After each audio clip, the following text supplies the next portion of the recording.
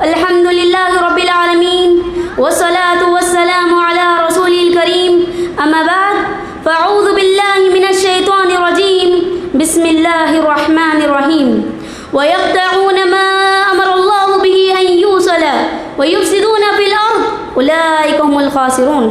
محترمہ صدر صاحبہ، مہمان خصوصی، اساتذہ اکرام، ذمہ داران کلیہ اور معزز خواتین، آج اس محفل میں عنوان تقریر ہے خاندان کے انتشار کے اسباب۔ خاندان معاشرے کا سب سے اہم اور بنیادی عنصر ہے۔ معاشرے کی ترقی کا انحصار خاندان کی خوشگواری پر ہے، تو وہی معاشرے کی خرابی اور انتشار کا ایک بڑا سبب بھی خاندان ہے۔ اسلامی تعلیمات کا ایک بڑا حصہ فقہ الاسرہ پر مشتمل ہے اور قرآن مجید میں جگہ جگہ عائلی نظام کے احکام بتائے گئے ہیں۔ مادیت پرست اور شہوت پسند مغرب نے آزادی اور حریت کے نام پر خاندانی نظام کی جڑ اکھاڑنے کی کوشش کر رہی ہے۔ نتیجہ یہ ہوا کہ ان کی زندگی سے خوشیوں کے آشانے اڑ گئے اور وہ ہمیشہ انجان اضطراب کے شکار ہیں۔ مغرب کی جانب سے ہونے والی ثقافتی الغار اور ہماری مرغوبیت نے کافی حد تک ہمارے معاشرت کو بھی بگاڑ دیا۔ معزز سامعات، خاندان میں بڑھتے اختلافات اور انتشار کے بہت سارے اسباب ہو سکتے ہیں۔ اس میں سے ایک شادی بیاہ میں شرعی امور کا خیال نہ رکھنا، جیسے اجباری شادی، شادی سے پہلے غلط تعلقات، مصلحت اور پیسوں کے غرض سے نکاح کرنا، اور سب سے اہم چیز عورتوں کا انتخاب دینی معیار پر نہ کرنا، جبکہ پیارے نبی صلی اللہ علیہ وسلم نے واضح الفاظ میں کہہ دیا فاظفر بذات الدین تربت یداک، دین والی سے کامیابی حاصل کرو۔ جس شادی کی بنیاد دین پر نہ رکھی گئی ہو، دنیاوی مقاصد کے پیش نظر ہو، اس معاشرے کا بگاڑ یقینی ہے۔ خاندان کے انتشار کا دوسرا سبب حقوق کی عدم ادائیگی۔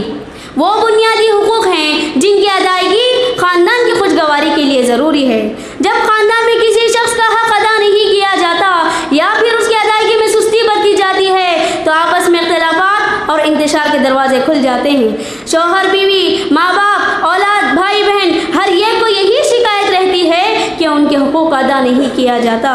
یہ ان کا شکوہ کرنا واقعی صحیح ہے، کیونکہ حقوق ادا کرنے میں خاندان والے بڑی سستی برتتے ہیں، جس کی وجہ سے خاندان میں انتشار پیدا ہو جاتا ہے۔ معزز سامعات، خاندان کے انتشار کا تیسرا سبب رشتہ داروں کے درمیان ناانصافی۔ خاندان میں کسی ایک ہی گھرانے کو ترجیح دینا، ایسا بہت ہوتا ہے۔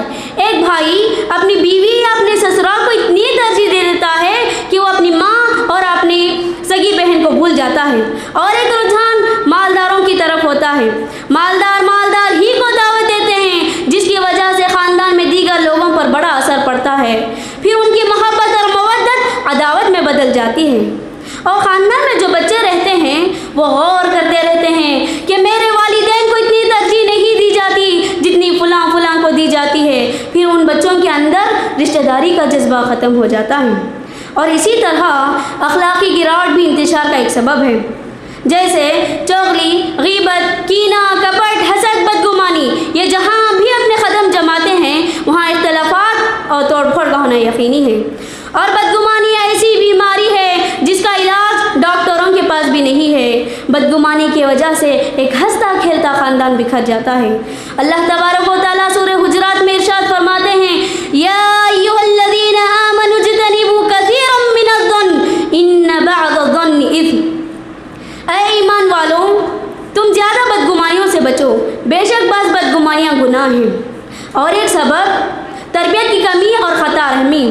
والدین کو چاہیے کہ وہ اپنے بچوں کو رشتہ داروں کی پہچان کرائیں۔ آپ صلی اللہ علیہ وسلم نے فرمایا، تعلموا من انسابکم ما تصلون به ارحامکم۔ تم لوگ رشتہ داریاں معلوم کرو جس کے ذریعے سے صلہ رحمی کر سکو۔